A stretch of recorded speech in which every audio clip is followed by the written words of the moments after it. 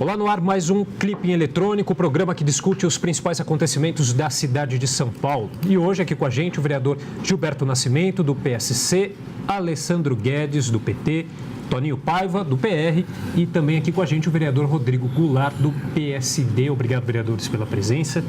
Obrigado. Lembrando que você que está nos assistindo também pode participar enviando a sua pergunta ou seu comentário pelo telefone 3396-4944, 3396-4944 ou ainda pela nossa transmissão ao vivo pelo Facebook.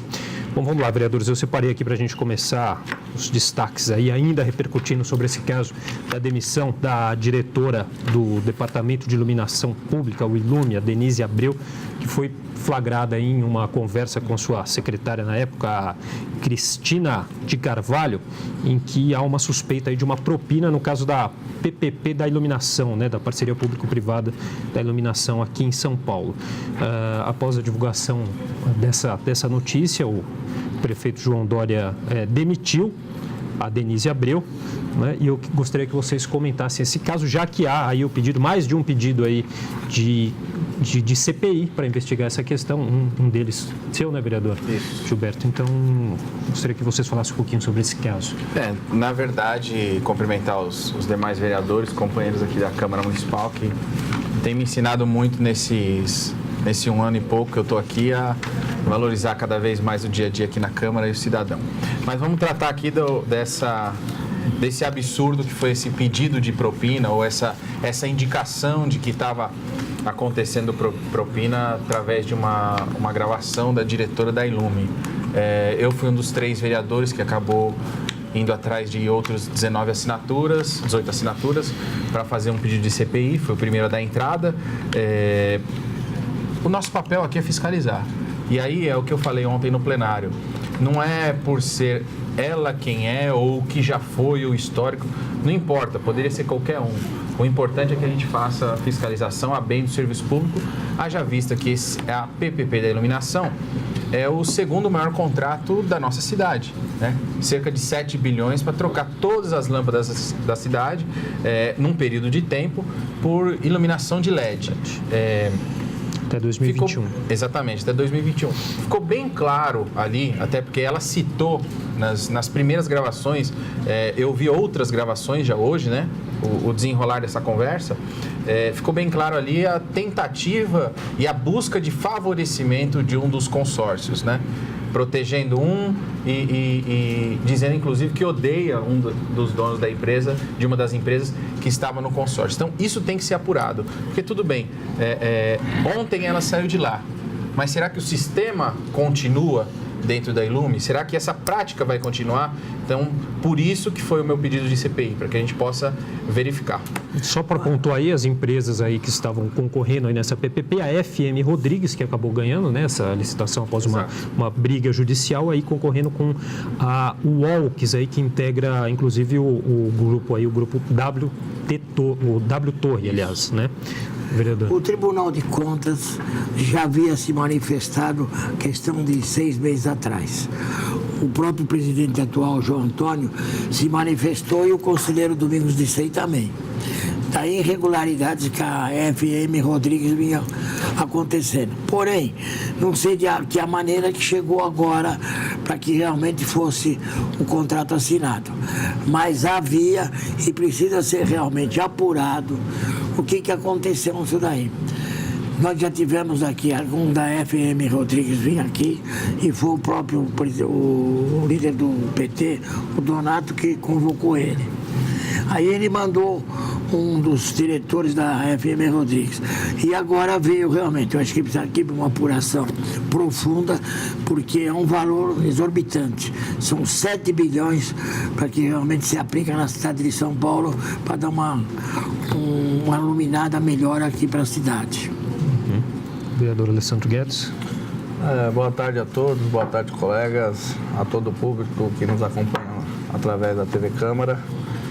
De fato, esse tema que surgiu ontem é uma denúncia muito séria, com gravações consistentes, no qual indicam, pelo menos é o que a secretária diz, que pode ter enraizamento em outras secretarias. Citou outros 2 secretários, né? Exatamente. José Meghini. Isso tem que ser tratado com muito cuidado, porque antes de você sujar a imagem de uma pessoa, você tem que investigar, comprovar, até que você condene uma pessoa. Senão, a pessoa acaba sendo condenada antecipadamente pela opinião pública só porque faz parte da administração pública.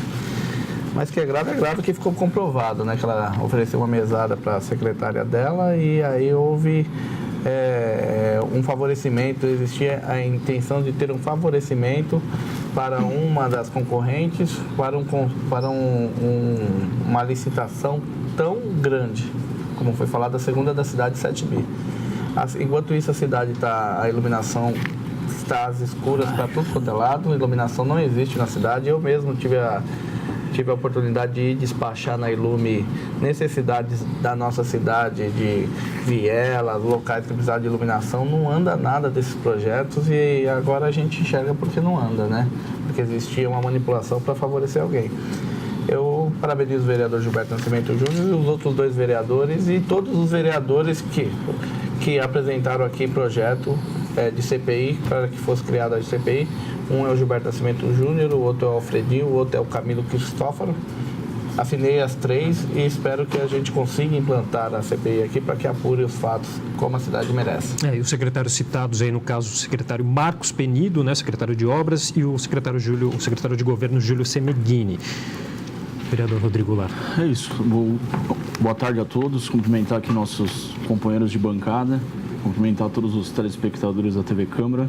É mais uma vez um grande orgulho estar aqui representando a minha bancada, conversando um pouco com os telespectadores. Esse é um grande problema que a gente veio à tona ontem, mas que é um contrato que já estava sendo discutido há muito tempo. Tanto é que ainda existe um imbróglio judicial, mas conseguiu-se que fosse assinado e desse início aí a PPP da iluminação.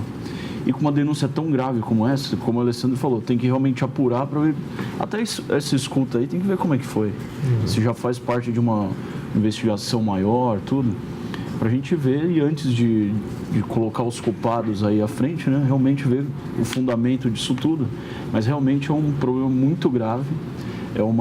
Para ter uma ideia, o vencedor dessa primeira PPP tem um valor de praticamente 24% ou menor do que essa que assinou o contrato. Então, assim, a gente realmente tem que ver onde é que está esse problema. É muito importante que a gente... E que, inclusive, a Câmara participe efetivamente, através de uma CPI, nada mais democrático do que a Câmara Municipal está investigando isso daí e ajudando a Justiça, o Ministério Público, quem esteja envolvido nessa investigação. Eu acho que a Câmara, o presidente que tem a do Gilberto, tem do Alfredinho e tem também do Camilo. Convocar até o pessoal do tribunal, os conselheiros do tribunal, porque eles tinham se manifestado da irregularidade que havia acontecendo. Então, talvez eles tenham mais dados ainda para que a gente possa esclarecer. Só lembrando que eu citei aqui essa questão da diferença do valor. Mas que o primeiro consórcio foi desclassificado porque ele tem uma certidão negativa, positiva, né, que chama que é de inidoneidade. Isso. Uma das empresas que fazem parte do primeiro consórcio. Então, assim, a gente não pode falar só do valor. A Lumine, né, que é declarada inidônea aí pela Controladoria Geral da União. Esse valor que foi apresentado de 23, um pouco mais de 24 milhões, né, e da outra empresa de 30 milhões. Isso. Bom, após aí toda a repercussão, o prefeito, ele além de ter demitido aí a Denise Abreu, ele determinou que a Controladoria Geral do município apure essas declarações que foram divulgadas aí nesse áudio que foi gravado pela própria secretária da Denise Abreu. Além de... E disse também que vai ajudar aí nessa investigação do Ministério Público Estadual, né? E por cargo de Denise, Dória nomeou o procurador do município, Paulo Nanini, que é superintendente do Serviço Funerário Municipal. Só para a gente também deixar claro aqui, em nota, a Denise ela negou que tivesse praticado qualquer irregularidade, disse que vai esclarecer as acusações infundadas, entre aspas, aí, e que não poderia interferir nessa PPP, porque não participou da comissão de licitação. Mas desculpa te interromper, mas nos áudios de hoje, ela cita os membros da Ilume que fazem parte dessa comissão de licitação, e ela inclusive age de uma soberba incrível que chega para essa pessoa que estava gravando e fala: olha, fulano, que é essa pessoa que que é de confiança dela e que está nessa comissão de licitação, fala, ó, ele está se preparando para ser o chefe de gabinete de uma futura ministra. Ela age dessa maneira, isso são os áudios de hoje, né? Soltaram alguns outros áudios hoje. Então você vê que ali o fato aconteceu. Não dá para dizer que não foi a voz dela, tanto é que em nenhum momento ela disse que não foi a voz dela. Então ali tem o corrupto e o corruptor. Os nomes dados, com os valores, tudo bem. Até quando você pega 7 bilhões para 3 mil reais, né? Mas isso aconteceu antes da assinatura do contrato. E aí a grande pergunta e o fundamento de todas essas 3 CPIs, que foram esses pedidos de requerimentos de CPI que fazem é o seguinte: isso continua? Então vamos partir para rever, vamos trazer o Tribunal de Contas do Estado, Procuradoria do Município, trazer todo mundo, porque, repito, 7 bilhões... proprietário da FM Rodrigues. Exatamente. E o mais importante também é que seja feita essa investigação rápida, que, como o Alessandro falou também, a gente sabe que a cidade carece há muito tempo dessa questão da iluminação, sem contrato há muito tempo. Então que se resolva o problema, investigue, encontre o problema onde estiver e que o contrato realmente vigore, né? Que a cidade precisa. Só para ressaltar a importância da CPI, que ela seja feita independentemente de quem seja o presidente, de quem propôs, é que esse instrumento de investigação por parte da Câmara, neste momento, é importante, dado o fato da Controladoria ter perdido também o status de secretaria. Hoje a Controladoria, que já foi uma Controladoria de verdade, com autonomia, com status de secretaria para investigar a todos, hoje ela virou um departamento dentro lá da Secretaria de Negócios Jurídicos. Então, sinceramente, eu sinto que essa investigação fica enfraquecida se a gente olhar o modelo da Controladoria hoje, que está pequeno, está limitado.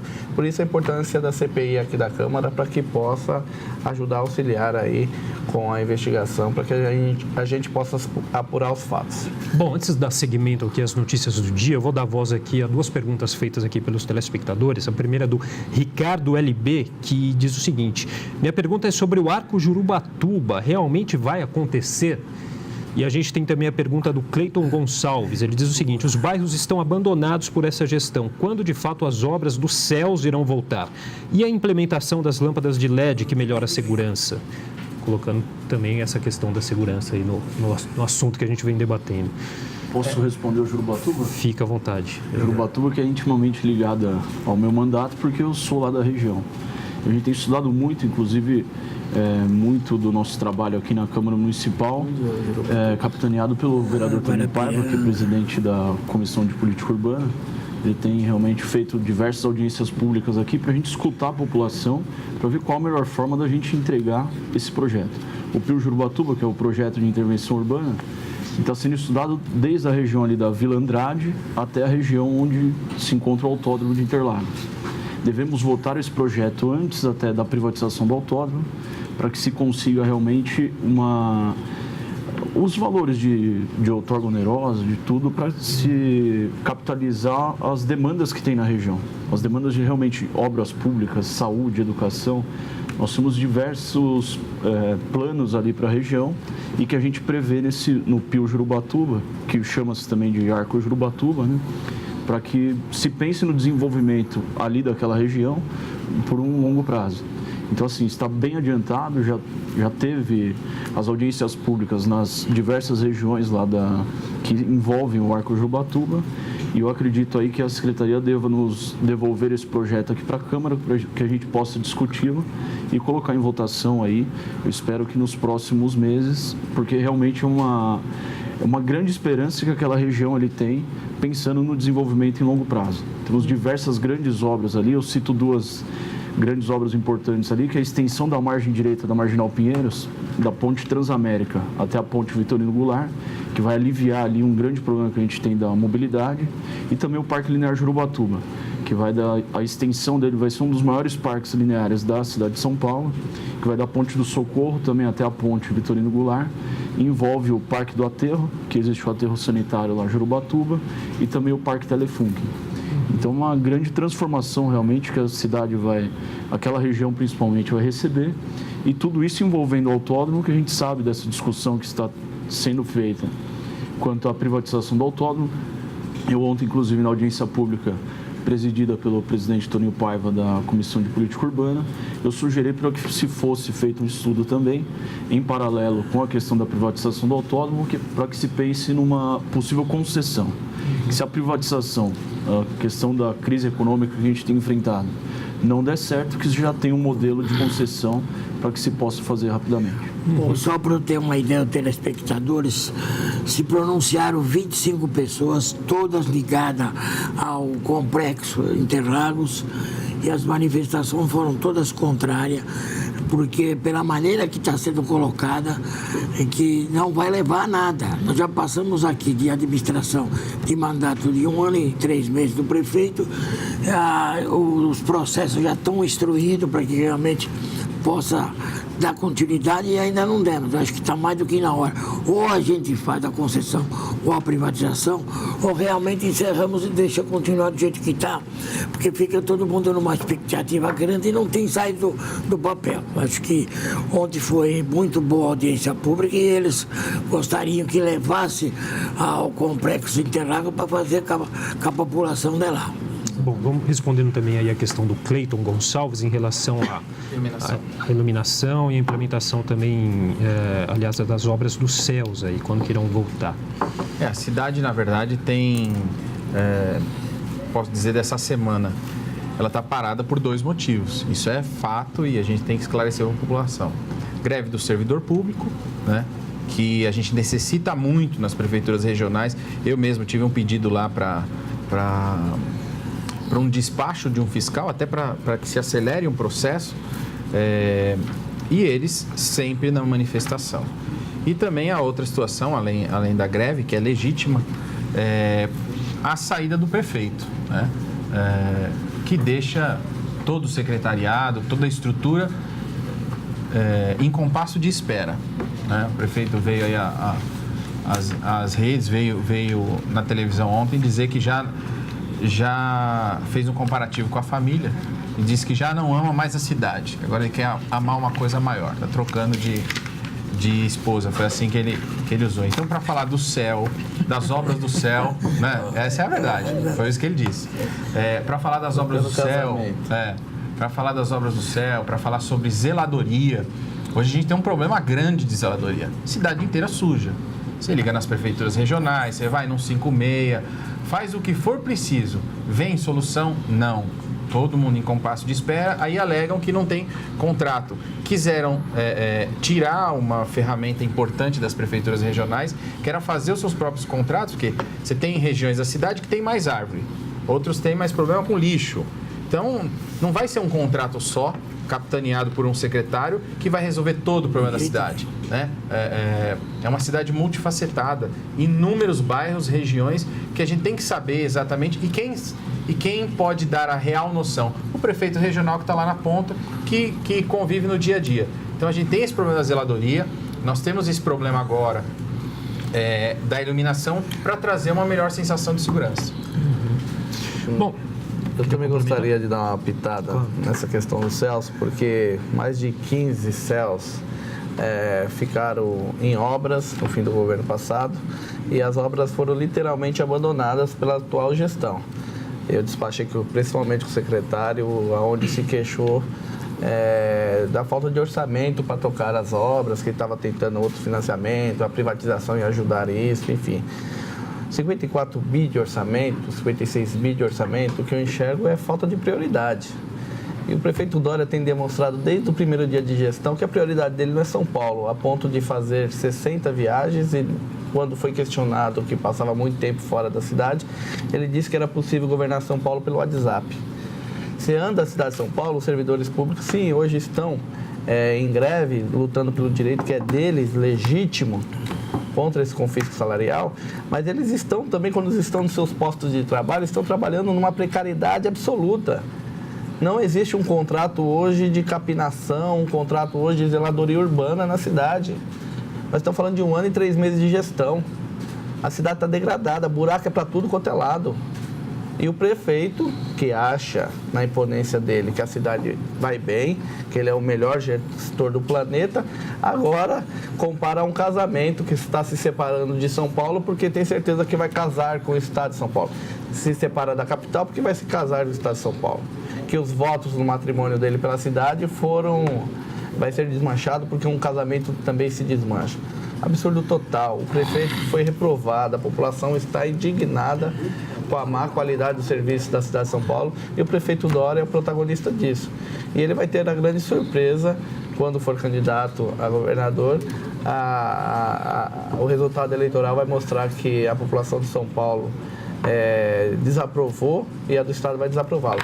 Espero que a nova gestão que se inicia, o próximo prefeito, dia 7, será o Bruno Covas, tenha bastante sucesso e que esse sucesso se reflita em políticas públicas lá na ponta para quem precisa. Alexandre, deixa eu lhe falar só uma coisa, Felipe. Quando você fala que a população da cidade de São Paulo desaprovou esse ano e 3 meses que está na administração João Dória. Mas ele ganhou no primeiro turno de uma administração falida. Acabaram com a cidade de São Paulo, só puseram ciclovia para cá. Não fizeram nada. Esses 14 céus que estão aí em obras foram paradas. Eu conheço muito bem de perto esse abandono. Esse é caso de abrir uma comissão de inquérito e processá-los. O prefeito que está aí não fez nada, não vai se candidatar mais nada, o Haddad. Acabou com a cidade. Agora, não concordo também com essas coisas do Dória, mas tem que ser dada a verdade. Justamente, não, quando ele assume a prefeitura, dizendo que vai resolver o problema e não resolve, ele está sendo desaprovado. Não, o cara ganhou em primeira dele. Ganhou em primeira. Não estou falando do governo passado, eu estou falando da gestão atual. Mas o governo passado eu trouxe esse mal. Estou aqui desejando sorte para o próximo prefeito, que é do PSDB, Toninho. Vamos passar a palavra para o vereador Rodrigo Goulart. Só para mim concluir, estou dizendo o seguinte, que neste 1 ano e 3 meses de gestão, ele está mal avaliado. Não, concordo. Pronto, é isso que eu falei. Ele pegou isso falido. Falido. A cidade é com 53 Vamos ouvir o vereador Rodrigo Goulart, o que ele tem a dizer. Falando que era o gestor, é o pior político que tem, Toninho Paes. Respondendo a pergunta aqui do telespectador sobre a questão dos céus. E aí, apimentando um pouco a conversa de vocês. Eu tenho um grande amigo, que hoje é secretário, Alexandre Schneider, companheiro de partido do PSD, e que a gente sabe do trabalho que ele já fez na prefeitura, por isso que ele voltou. Não é um quadro partidário dentro da secretaria, é um convite realmente pela capacidade técnica que ele tem. E logo quando ele entrou na secretaria, foi se buscar os céus que estavam parados, os 14 céus, como o vereador Toninho falou. E impressionante como se falavam os setores de dentro da Secretaria da Educação. O setor de demanda não conversava com o setor de obras. Então ia lá, definir um espaço e não sabia se tinha demanda para construir. Tanto é que dos 14 céus, se eu não me engano, 4 ou 5 primeiros que estão com a obra mais adiantada, eles não têm demanda para... Se completar a obra, não tem demanda para encher o céu. Então, assim, é isso que a gestão do prefeito João Dória, não estou aqui para defender o Dória ou atacar o Haddad, mas que eles estão realmente pensando, além dessa questão econômica, essa questão de demanda. Não adianta você estar com o céu preparado e muitas dessas áreas foram tomadas do esporte ou da cultura, eram áreas que realmente, ou da Secretaria do Meio Ambiente, e hoje a educação não tem o porquê, infelizmente, terminar esses céus do jeito que estão. Então, está se pensando um remanejamento de demanda aí para que se volte essas obras dos céus e que realmente se entregue onde tem demanda. Deixa eu só comentar um negócio, até porque eu entendo assim. Na minha visão, o céu é uma super escola. Como é que você pode não ter demanda? Então, fecha uma escola normal e abre-se essa super escola. Então, essas coisas têm que ficar bem claras, seja através do secretário, seja através da visão do governo. Então, esse é o meu entendimento. Tá certo. Bom, deixa eu só passar o telefone rapidinho novamente aqui para quem queira participar aqui do nosso debate, que é o 3396-4944. Você também pode mandar sua pergunta ou sugestão pela nossa transmissão ao vivo pelo Facebook. E uma outra notícia aqui que eu já ouvi hoje cedo, já me chocou, que é a seguinte: uma creche, ela fechou e deixou uma criança de 7 meses trancada sozinha. Essa creche lá na Zona Leste, em Guaianazes, a Céu Estrelado. Essa criança aí, como eu disse, tem apenas 7 meses, ela foi abandonada. Isso aconteceu anteontem e ela foi abandonada por funcionários ali da creche, né? Uma unidade conveniada da Prefeitura de São Paulo. Esse menino ele foi resgatado pelo pai que foi obrigado a escalar o telhado de vizinhos da creche para entrar nesse prédio. Um caso absurdo, o prefeito mesmo já se manifestou em relação a essa questão, acho que inclusive para demitir aí a diretora, professor, enfim. É uma creche conveniada, né?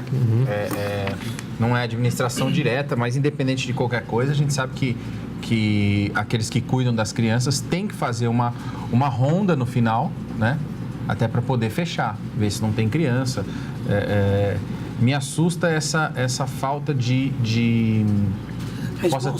responsabilidade, de profissionalismo, de você não sequer contar as crianças que saíram.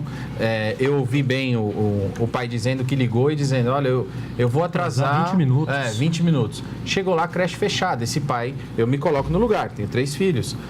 Imagine você voltar para casa e falar, cadê o menino? Tá aí? Não tá. E ele volta correndo, aí quando ele começa a observar, a vizinha fala, tem criança chorando lá dentro. Imagina o desespero dele. Mesmo se a vizinha podia ter o maior pitbull do mundo, ele ia entrar na casa da vizinha, ia subir e ia resgatar o filho. É óbvio. Independente de qualquer situação, não é a primeira vez que acontece com uma criança desse tamanho, mas nós vimos na semana passada, nessa semana, no dia das chuvas, diretoras também colocando as crianças todas para fora, para falar, vou fechar porque eu tenho horário para fechar e tem mais o que fazer, deixar as crianças na chuva fora da escola. Então, faltando um pouco mais de humanismo aí. Algumas profissões eu entendo que você tem que ter chamado para aquilo. E professor é fundamental você ter chamado. Entender a criança, entender o problema dos pais, né? É uma profissão que é a base da nossa cidade, é a base do nosso futuro. Isso levanta um problema também importante para que a gente possa discutir aqui na casa, que é o seguinte. Existem as conveniadas e elas que estão desafogando essas filas aí, de vaga em creche. Só que a gente tem que ver realmente a qualidade dessas conveniadas. Infelizmente, de um tempo para cá, o que se viu por aí foi realmente um comércio de convênios, né? E é uma questão que a gente tem que investigar, tem que ficar em cima e ver a qualidade. Desde que seja qualificada a entidade conveniada, que se dê realmente esse convênio que desafoga essa fila. Mas que se acompanhe de perto uma fiscalização realmente, como o Gilberto falou, do atendimento imunizado. Existem diversas, a grande maioria das entidades são entidades sérias, conheço muitas de perto. Mas, infelizmente, toda regra tem sua exceção. A gente tem que ficar em cima disso daí. E a diretoria regional de educação de Guaianazes, ligada aí à gestão Dória, diz que considera o caso inadmissível, que exigiu a demissão da diretora, da coordenadora e também da professora responsável, contratadas aí pela entidade mantenedora aí dessa creche, né? Segundo a diretoria, a creche funcionou ontem com supervisão direta e hoje já teria novos funcionários. O órgão disse que exige uma série de requisitos que devem ser cumpridos pela conveniada. A direção da creche não foi localizada para comentar o assunto. Na realidade, essa irresponsabilidade desses funcionários tem que ser apurada e tem que ser punidos. É inaceitável uma situação dessa, inaceitável. Só de pensar causa repulsa. Agora, o vereador Goulart falou muito bem. As ONGs, elas prestam um papel muito importante na cidade de São Paulo. A ONG é um braço do Estado, às vezes fazendo sem recurso nenhum, sem condição nenhuma, o papel que seria do Estado fazer. Então, a gente não pode colocar todo mundo no mesmo balaio, achando que os serviços prestados pelas conveniadas não são adequados. Pelo contrário, são bons, mas toda regra tem sua exceção. Como já teve também uma denúncia lá em Itaquera, que eu até pedi para averiguar, de uma criança que teria se queimado, e a diretora da creche, na hora da refeição no refeitório, a diretora da creche deu 4 versões diferentes para o mesmo fato. Então, investigarmos, punirmos, banir essas pessoas do trabalho com crianças, com educação, se for o caso, mas a gente levar em consideração também os bons trabalhos representados por instituições sérias, que ajudam o Estado e ajudam as pessoas que precisam. No caso dessa criança aí, que poderia ter um desfecho ainda mais grave, parece que essa criança sofre de refluxo, poderia ter tido um problema ali sozinha, enfim. Piorou, né? Piorou, eu nem sabia disso. Então, aqui deu um comentário aqui do Joaquim Barbosa, da Vila Rica, que ligou para a gente aqui também para dizer aí que os céus são muito importantes para a cidade, Está lido então aí o comentário do Joaquim Barbosa. E geralmente estão na periferia, né? Que é onde mais precisa de atendimento e atenção social. Vereador Toninho, gostaria de... Não, o céu é fundamental, é importante, porque tem várias atividades no céu. Tem as aulas, a parte esportiva, a parte recreativa. Então, é importante que o céu realmente volte a existir e volte realmente, porque isso é necessário para uma cidade que nem São Paulo, principalmente nos bairros periféricos aí. Bom, Rodrigo Lar, podemos dar sequência aqui para outra. Vamos lá. Manifestantes protestam na sede da SP Trans contra a mudança nas linhas de ônibus de São Paulo. O grupo de manifestantes protestou na tarde de ontem na sede da SP Trans contra a alteração nessas linhas de ônibus da capital paulista. Um ato que chegou aí a bloquear a via no final da tarde de ontem. Um ato promovido aí por um grupo de moradores do Capão Redondo, na Zona Sul, que querem ser recebidos por representantes da SP Trans. É uma outra questão está sendo discutida aqui também, esse processo de licitação do transporte. Eu faço parte da Comissão de Trânsito e Transporte daqui da Câmara e estamos muito preocupados com essa questão, porque no edital traz uma proposta de redução de 1.000 ônibus transitando em São Paulo e a extinção de 149 linhas. E quando você vai averiguar, geralmente é lá na periferia. Você falou do Capão Redondo. É lá na periferia, Capão Redondo, é Jardim Helena, é Perus. É justamente onde o povo mais precisa. Foi solicitado aqui na Câmara pelo vereador Senival na Comissão de Transporte que se faça uma audiência pública para que traga essa população, traga representante do sistema de transporte para a gente debater melhor isso. Porque senão, ó, lá na ponta é onde acontece... Quem mora lá no Grajaú, quem mora lá no Jardim Helena, tem que sair 3 horas, 4 horas da manhã para poder chegar no centro. E ainda querem tirar. Ainda querem tirar. E pior, você avalia que aquela região é carente e insegura, muito insegura e mal iluminada. Nós estamos falando da Ilume aqui, mal iluminada. Mulheres, idosos, homens, adolescentes, todos, pessoas sendo assaltadas em ponto de ônibus. Isso virou corriqueiro em bairros periféricos. 5 horas da manhã alguém vai lá, te rouba o seu celular numa moto. Então, falta segurança. Então, você dificultar a vida desse povo que já tem ali uma comodidade de um horário para pegar um ônibus em determinado local, às vezes pega aquele ônibus, vai dormindo para poder descansar um pouquinho mais. Você delimitar isso aí, da forma que está sendo feita, trazendo no edital, é muito ruim. Sem falar que vão tirar 1.000 ônibus de circulação e estão prevendo agora que num ônibus cabe 6 pessoas num metro quadrado. Aumentaram para 6. São 5 pessoas no metro quadrado, agora 6. Ou seja, como 6 pessoas... Emagreceu, é isso? A população emagreceu, você abusando de uma mulher ao ficar do lado dela. É um absurdo total. Essa licitação favorece o empresário e nós temos que averiguar também. Essa audiência é importante para isso. Eu só gostaria de fazer um adendo, é o seguinte: a gente fazemos aqui as audiências públicas para sentir o que a população pensa, mas nós temos que ver que a população tem dificuldade de chegar à Câmara. Nós temos que levar a audiência pública para os bairros, para ouvir eles lá, aquela que saía de manhã cedo, volta à tarde. Isso é fundamental. Em 94 nós começamos a fazer umas audiências fora e realmente se sentiu o resultado. Não adianta centralizar aqui na Câmara, o pessoal tem que se deslocar do bairro na hora que ele vem do trabalho. Então é necessário que ouve a população. E mesmo assim foram mais de 7.000 sugestões aí, né, durante essa licitação aí do transporte público. 7.000 sugestões e no quesito das linhas que seriam extintas, estava muito confuso. Você tinha que vasculhar cerca de 1.500 arquivos para poder identificar. Eu estou falando isso porque minha assessoria fez isso junto com a assessoria da Câmara. E apenas há 2 dias do fim da consulta pública, eles liberaram o edital no único arquivo de quais linhas seriam extintas, aonde seria reduzido o ônibus. Ou seja, não deu tempo para a população também poder tomar conhecimento de todas essas informações e poder se queixar e tal. Agora, o que o Toninho Paiva falou que é muito importante, aproximar o debate da população, daquela população aos finais de semana, à noite, daquela senhora que tem esse problema e não pode vir na Câmara porque trabalha, é importantíssimo. Eu também não entendo como é que chegaram nessa conta. Se onde a gente roda na cidade, um dos grandes questionamentos seja atraso, seja a má qualidade do serviço, seja que o serviço não chega lá. Agora, vão tirar 1.000 ônibus, como você falou. Vão reduzir 1.000 ônibus. Vão reduzir 1.000 ônibus. 149 linhas. E aí, onde é que esse discurso se mantém de pé? Vai melhorar o quê? Não vai melhorar.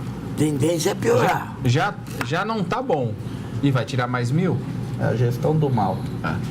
O que é importante que a gente coloque aqui é o seguinte, até eu peço para o nosso representante hoje aqui da bancada na Comissão de Transportes, tenho certeza, pela competência dele, já tem se alertado a isso, que a licitação que está sendo discutida fique bom para a população e não para as empresas. Exato. A gente sabe que existe uma discussão muito grande, essa linha aqui é deficitária, não, aquela ali é superavitária, mas mesmo a linha deficitária tem a população ali que necessita daquilo lá. Não é por isso que você vai tirar uma linha e deixar outra. A primeira maior licitação, só perde para a Ilume. Não, exatamente. Que é 60 e tralalá. Uma gigantesca licitação e a gente sabe da preocupação que nós temos que ter para atender a população e não as empresas. A empresa só participa se ela achar que deve, porque atende a população. E não um remanejamento desse que a gente sabe. Eu tenho recebido lá no meu escritório político várias pessoas com dificuldades já hoje. Você imagina de quando tirar. Então, a região lá do Grajaú, de Parelheiros, toda a região no extremo sul da cidade já sofre demais. E com esse remanejamento, eles nem sabem o que vão fazer. Isso é para 2019, né? É para o secretário isso, para fim desse ano, para o início do ano que vem. Quando vai acontecer a licitação. Então é Então, para fim desse ano, para o início do ano que vem, até porque a está no Câmara faça processo. esse papel. Eu não vi nenhum lugar que a população está encolhendo.